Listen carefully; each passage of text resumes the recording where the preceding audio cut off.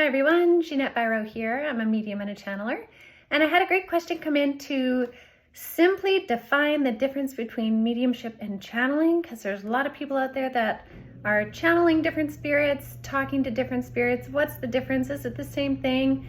Again, there are so many terms within the spiritual community, awakening community of things: psychic, medium, channeler, intuitive.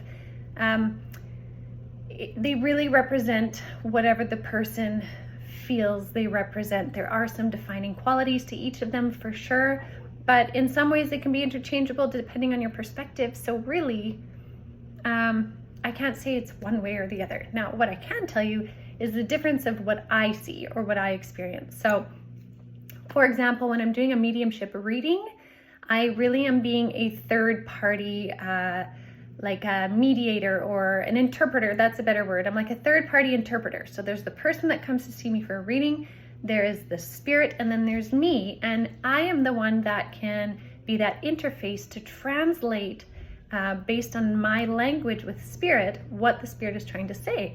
Because spirits can't always come through with regular words like we do. They don't have a body, right? So through different signs, symbolisms, sometimes hearing them as well, them showing me imagery, I take what they bring and I interpret or put it into language for the person that comes to see me for a reading. So third party is how I see mediumship.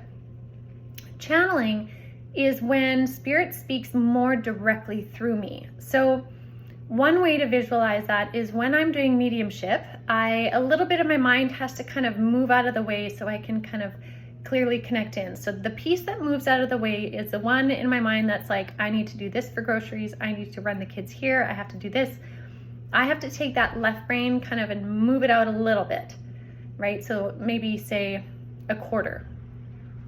In channeling, more of me kind of moves out of the way. So maybe at least half or 3/4 of my brain busyness moves out of the way.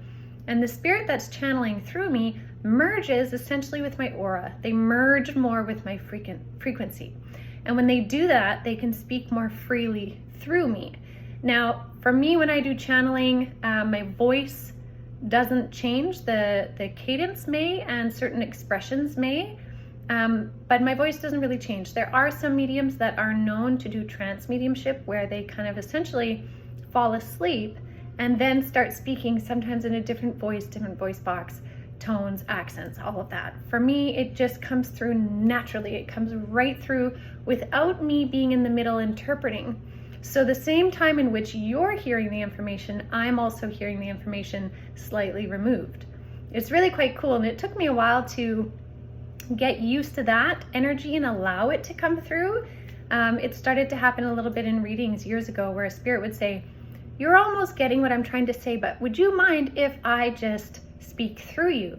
And so it was a process for me of letting go further to allow the spirit to speak through. But am I being possessed at that point? Absolutely not. I can stop or shift myself back in at any point because I am essentially the gatekeeper of me, right? So nothing to fear in channeling.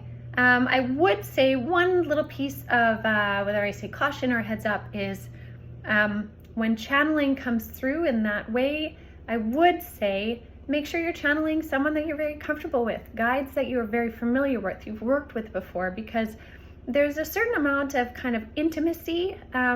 Again, not intimacy in the way that we see it in 3D world, which is sexual intimacy, but a closeness and then a vulnerability that happens when you merge frequencies with the spirit. Just like people in your world, the ones that you let really close into your world, you let them really close in because you trust them and there's a bond. So there's only certain spirits that I will actually allow to fully channel through. But it's a really neat experience and a neat process. So mediumship, in short, I am the third party person also involved in the reading.